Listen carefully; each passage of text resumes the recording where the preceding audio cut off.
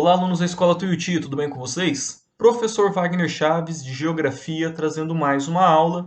E hoje eu gostaria de fazer uma revisão sobre as características físicas do continente asiático. Então, pegue o seu caderno, pegue a apostila e me acompanhe em mais uma aula. Bom, pessoal, vamos começar com a localização. Então, a gente já sabe pegar o globo e mentalizar o globo, Greenwich, Equador. A Ásia está localizado a leste Greenwich, então ele está no hemisfério leste ou hemisfério oriental. Tá? E grande parte do seu território, das suas terras, estão na porção norte, no hemisfério norte, apenas ali Indonésia, que está no hemisfério sul. Mas a Ásia ela é um continente tão grande, tanto em latitude quanto em longitude. Então, a gente consegue perceber que no sentido norte-sul, ela pega uma parte tropical, pega toda a faixa temperada e o extremo norte da Rússia chega lá no Círculo Polar Ártico. Então, são climas variados, primeiro pela dessa distribuição norte-sul e segundo por conta do relevo também. Tá? E além do seu tamanho, outra coisa que chama a atenção na Ásia é o fato dela ser o continente mais populoso do mundo. E mesmo assim ter grandes desertos, grandes vazios demográficos. Então, a gente sempre fala de Índia e China, são dois países com mais de 1 bilhão de pessoas, mas a gente tem Bangladesh, tem a Indonésia, tem Filipinas, tem Japão, tem Paquistão, que são países também, ó, densamente povoados. Contrapartida, a gente tem Mongólia, que são grandes estepes, Cazaquistão, que são grandes estepes também, partes da Rússia que são congeladas e a população é bem menor. Então, isso indica que a população está concentrada em determinados pontos. Beleza? Bom, saindo então da localização, vamos lembrar dos limites do continente asiático. Então, nós temos ali a oeste limites com a Europa. Três limites ali importantes. Primeiro, a separação da Rússia europeia da Rússia asiática, que são os Montes Urais, uma cadeia de montanhas ali na Rússia. Tá? Aí descendo entre o Mar Cáspio e o Mar Negro, a gente vai ter a região do Cáucaso, uma área também bastante montanhosa. Lá que estão Armênia, Geórgia, Azerbaijão, que são países que fazem parte da Europa, tá? E que separam ali, são a entrada para o Oriente Médio, no caso do Irã. Beleza? E nós temos ali o ponto 3, que é o Bósforo. Lembra o que é o Bósforo? Bósforo é um pequeno canal que liga o Mar Negro ao Mar Mediterrâneo e ele foi a porta de entrada ou porta de saída da Europa, vai depender do seu ponto de vista, para a Ásia. E quando a cidade de Constantinopla foi tomada pelos turcos, eles fecharam essa passagem. Então, quem quisesse seda, porcelana, temperos, tinha que dar a volta na África para ter acesso a essas mercadorias. Então, sobretudo Bósforo e Cáucaso são áreas estratégicas extremamente importantes, tá? O Bósforo nem se fala, o Cáucaso é uma área de conflitos até hoje. Todo dia tem uma guerra. Guerra, eu digo, não uma guerra, mas você tem lá tensões envolvendo os países que estão ali no Cáucaso, seja entre Azerbaijão e Armênia, seja na Chechênia, que faz parte da Rússia, que está ali no Cáucaso também. Beleza? Separado, então, Ásia de Europa, passamos a África e Ásia. Então, aqui, pessoal, nesse ponto 4, nós temos o Mar Vermelho, que separa, então, a África da Península Arábica. Mais precisamente, o Egito ali de Israel. Tá? Então, além do Mar Vermelho, tem ali também o Canal de Suez, que é um canal que liga o Mar Mediterrâneo, perdão, ao Mar Vermelho e ao Oceano Índico. Então, você agora não precisa mais dar aquela volta na África. Você pode encurtar o caminho na metade do tempo, tá? Passando pelo Canal de Suez. Aí, ao sul, nós vamos ter o Oceano Índico, um oceano de águas quentes que banha ali todo o sul da Ásia e parte das ilhotas, dos arquipélagos que tem o continente. E do outro lado, no leste, nós temos o Pacífico, maior oceano do mundo, que banha a costa oeste da América, banha parte da Rússia, China, Japão, Coreia, Filipinas, Indonésia, enfim, toda a parte leste do continente asiático. Tá? Ali no ponto 7, nós temos a ilha de Papua, que separa entre Ásia e Oceania. E aqui eu expliquei para vocês, mas vale a pena relembrar de novo. Né? Por que parte da ilha é Ásia e parte da ilha é Oceania? Porque parte da ilha da Indonésia era colonizado por... O arquipélago da Indonésia, melhor dizendo, era colonizado por holandeses. E a outra parte da ilha por britânicos. Então, a divisão é bem reta, inclusive, foi uma régua e passaram lá. Uma parte da ilha pertence à Indonésia, a outra parte, Papua Nova Guiné. Então, como os britânicos tiveram grande influência ali na Oceania, foi dividido para a Oceania, beleza?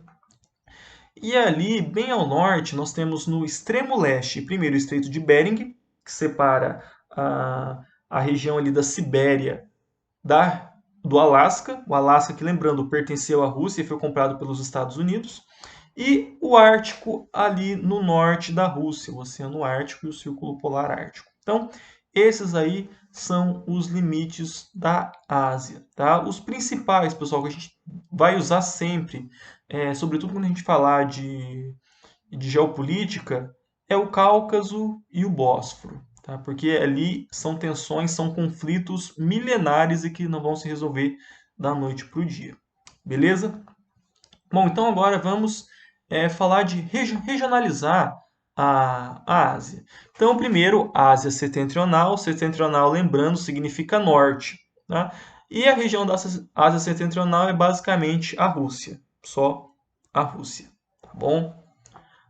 Aí vamos ter a Ásia Central, que é uma região entre o Mar Cáspio e a China, uma região bastante alta, uma região onde nós temos as antigas repúblicas soviéticas, eu já mencionei aquele monte de estão, né? Cazaquistão, Uzbequistão, Tajiquistão, enfim.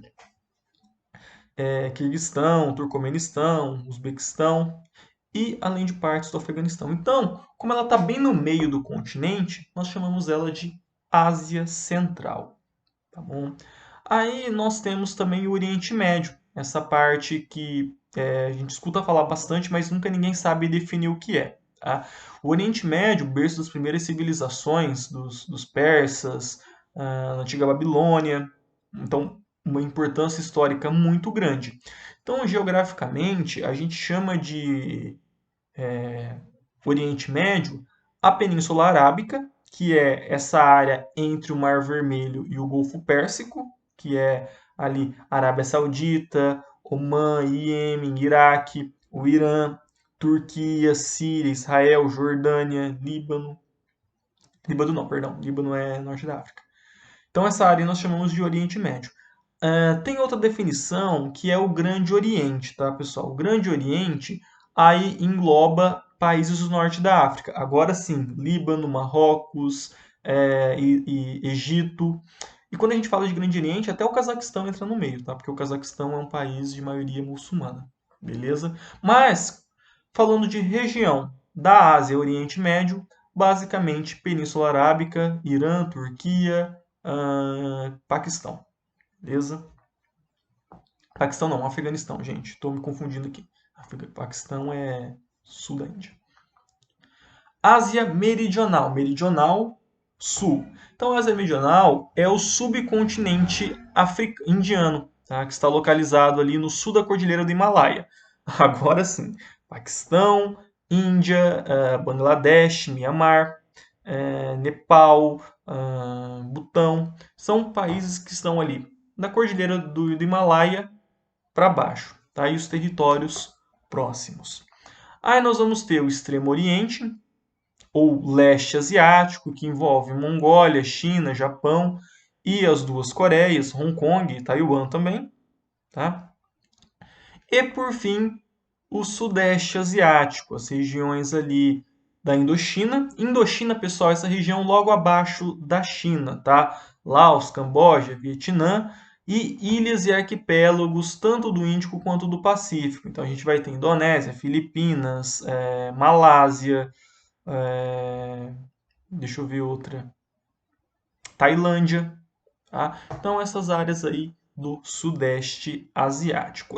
Bom, quando a gente fala de relevo da Ásia, a gente não pode esquecer que ela está inserida no Círculo de Fogo do Pacífico, tá? Essa área que começa lá na América do Sul, no Chile, sobe pela América Central, sobe pela costa oeste dos Estados Unidos, faz ali uma cordilheira de montanhas marítimas entre a América e a Ásia, passa por todo o Japão, chega naquelas ilhotas, naqueles arquipélagos da Ásia, do Sudeste Asiático e vai até a Nova Zelândia. Então, toda essa área aí é a área do quê? Encontros de placas tectônicas, seja eles convergentes, sejam eles divergentes. É uma área de terremotos intensos, vulcanismos intensos, áreas de tsunami, vulcanismo, enfim.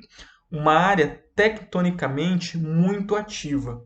A gente pode até presumir que o relevo, nesse ponto, é um relevo moderno, porque está se mostrando ainda, está se dobrando, está se formando, tá bom? E agora, pessoal, vamos falar da relação entre a localização geográfica, clima e vegetação. Então, ali no Sudeste Asiático, a gente tem o quê? A existência de florestas tropicais, tá? A gente consegue encontrar no Sul e no Sudeste Asiático, nessa região mais próxima ao Equador, mais quente, tá bom? E nessa área a gente tem o quê? Aquele clima de monções, aquele regime de monções. Lembra o que são as monções? O ar quente do Índico cheio de umidade é soprado para o continente, ele encontra uma barreira, que é o Himalaia, não consegue transpor essa barreira e chove então na cabeceira da montanha. Isso causa problemas, inundações em toda essa área da Índia e do Sudeste Asiático da Indochina. Tá bom? Então ali, por conta desse clima, a gente tem a existência de florestas tropicais. Tá bom?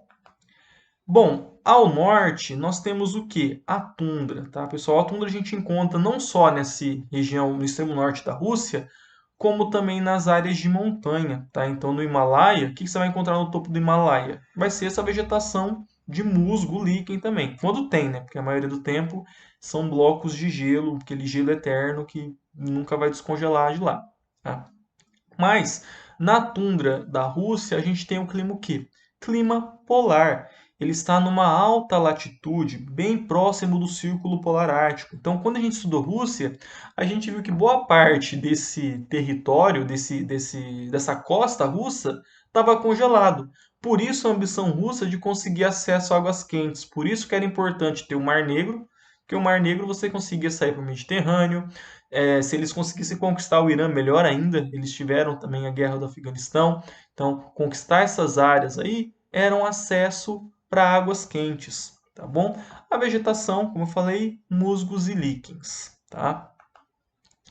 Nós temos, pessoal, as estepes da Ásia, tá? Que pega Cazaquistão, Mongólia, parte ali da China, Turcomenistão, Tajiquistão. As estepes são áreas comuns no interior do continente. Elas não sofrem influência marítima, ou seja, de maritimidade. Então, essa umidade que o oceano traz não chega no interior do continente, chove antes. Então, são áreas que têm um estresse hídrico bastante intenso. No verão é bastante quente e no inverno é bastante frio.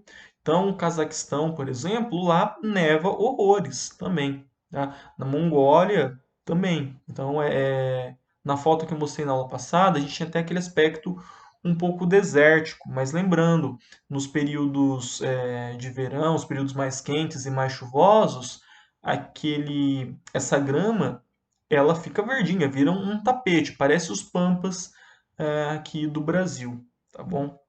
O clima ele é temperado continental, Então, esses verões quentes e invernos bastante rigoroso.